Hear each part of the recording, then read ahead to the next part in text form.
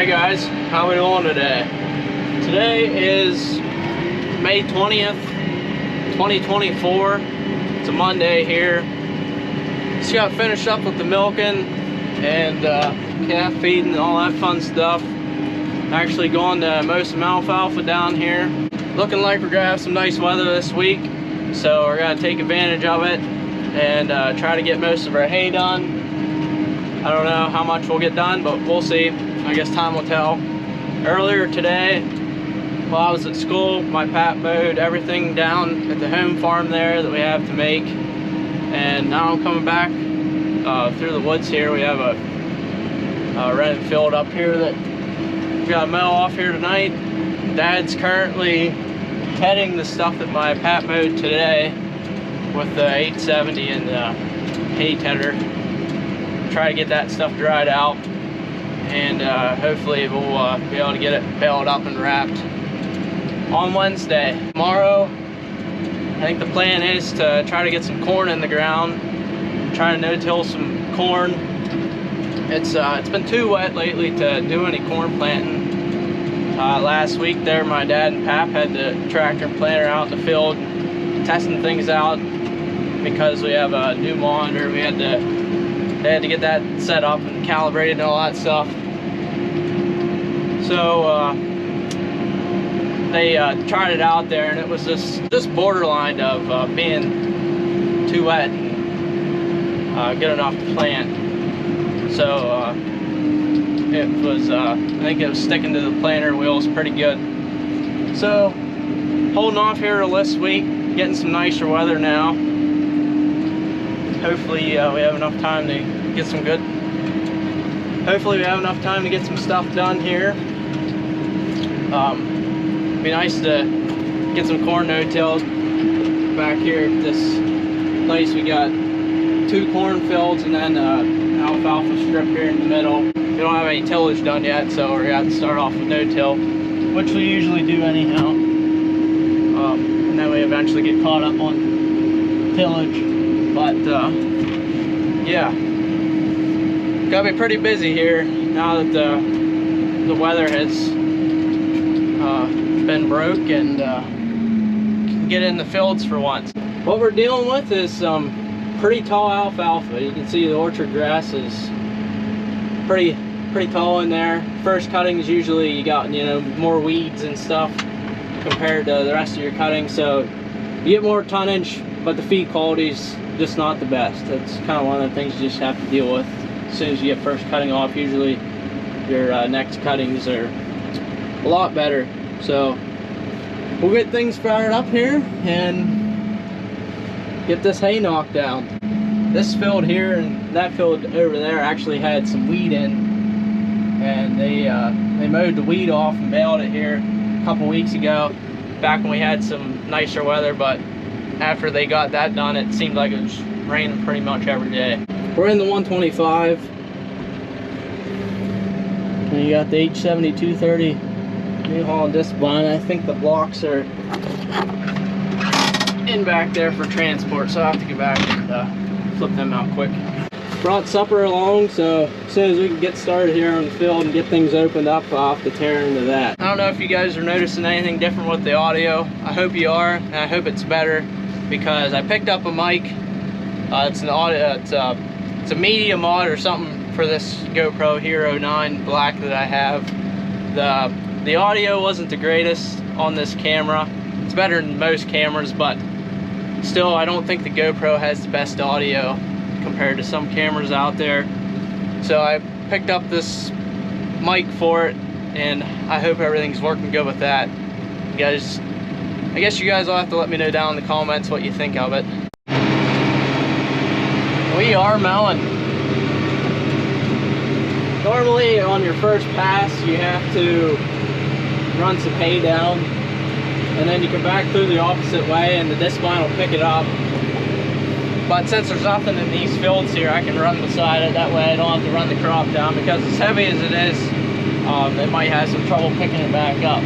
I don't know. It seems to be bowing it off pretty good. Can't go too fast because it takes a little bit to get back through them rolls and stuff. It'd be pretty hard on the disc bine if I was flying through the field. Normally you can cruise right along with this disc bine and get some hay mowed off, but we gotta take it easy here tonight.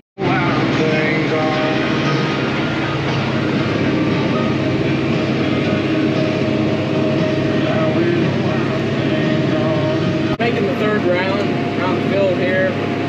What we do is we go around the field 4 times. So then you got 2 windrows with the rake. You rake 2 windrows.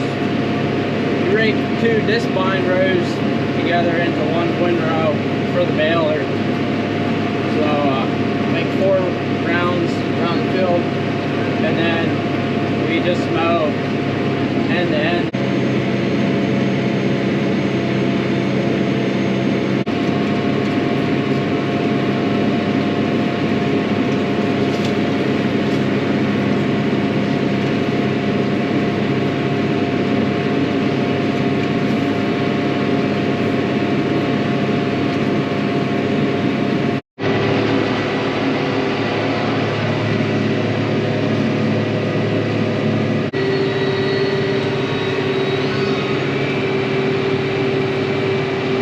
Shift transmission makes things nice, especially this tractor here. It's a smooth shift and it works pretty good for mowing hay.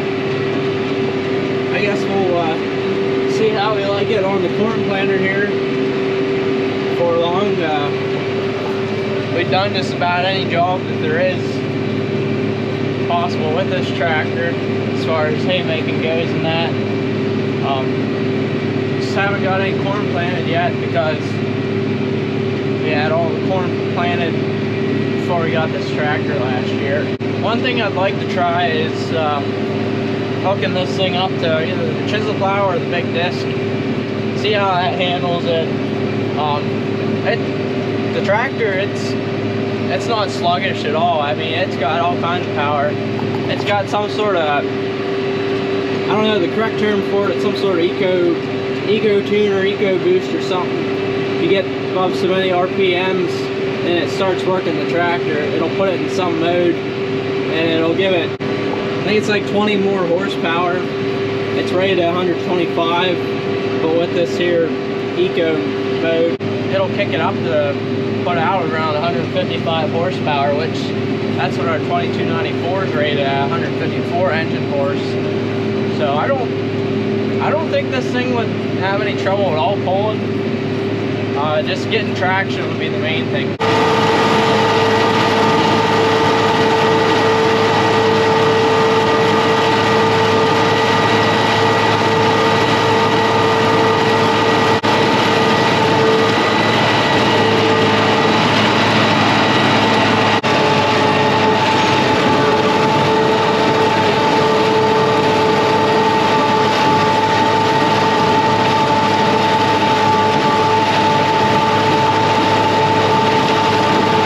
So as far as the disc bine goes, you got spinners in there that have knives on that cut the hay off, and then the hay gets throwed back through the rolls. The way they spin, they throw it into these rubber rolls here, and the rubber rolls kind of crimp the alfalfa, the stalk of the alfalfa, which helps it dry down a lot better. This particular machine here got rubber rolls on. Now, most machines have steel rolls, and some machines also have flails on the back. I don't know much about flails, but as far as the rubber roll machine goes, the rubber rolls aren't quite as aggressive as what a machine that would have the steel rolls would be. So this here mower, we've never had, you know, trouble with stuff getting dry. I mean, when it's heavy like this, we always hit it with a tedder because these are some pretty big windrows. I mean, they'd never get dried out if we wouldn't, you know, hit them with the tedder. But there is a little bit of crimping action going on, like I said, but it's nothing, you know, that's damaging the plant or nothing like that. So alfalfa, you want to mow it about every 30 days, I believe. So you get a cutting off once a month, starting in May. Sometimes you get 5 cuttings, mostly 4. You want to get it right as it's starting to shoot blossom, or right before it'll start to get purple flowers on it. And after that, after you get the purple flowers on, it'll start going the other way actually. and then your feed value keeps decreasing. So right now, I don't see any purple flowers. I mean, there might be some here and there, but if you look, the actual alfalfa plants themselves, there's none there. So this should be a pretty decent quality feed. Although it has a bunch of orchard grass in it, though, it'll still make good feed. This stuff here, we'll bale it at a higher moisture than you would regular dry hay. And then what we'll do, we'll get the custom wrapper to come in, and then we'll inline wrap the bales in the tubes like we've done in the past.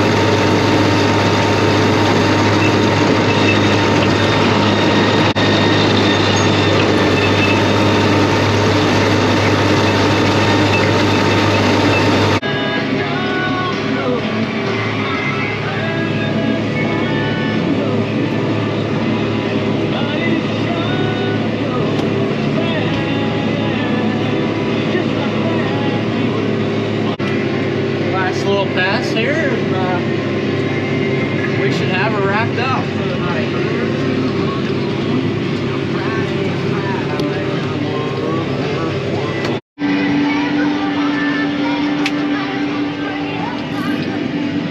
Hey guys, what's going on? It's the next evening here now. Today my dad and Pap got all the hay baled up at home. It's all hauled off now. And custom wrappers got to be coming here about 15 minutes. So hooking the chisel plow up here for 125. My dad was got a disc and I was got a chisel plow while we waited for the custom wrapper to come. But now that he's able to come, one of us has probably just got a chisel plow and the other's got a load of wrappers.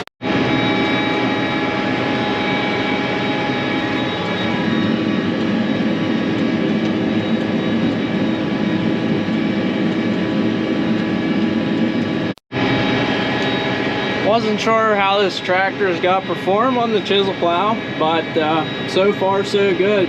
Doesn't lack any power whatsoever. I haven't pulled this hill out here yet with it. It's been all pretty much flat ground down here on the piece we call a flat. The rest of the home place here is pretty much all hills. And we're gonna chisel this piece up. The hill up there, you can't see it. It's right at the crest of the hill. Above the alfalfa strips there. We got a disc that I filled down before we plant it, and then these two strips here out along the hill we're gonna no-till those no-till corn in them. Pap was actually gonna do that today, but they're having trouble with the monitor here. It was coming up and saying that something with the speed sensor on the planter, and then the monitor was like alerting all the time about the speed or something. So I guess, I don't know, it didn't work out. So you have to get a new speed sensor put on the planter. Hopefully that's the problem. You know that we had, she's working the old girl right now.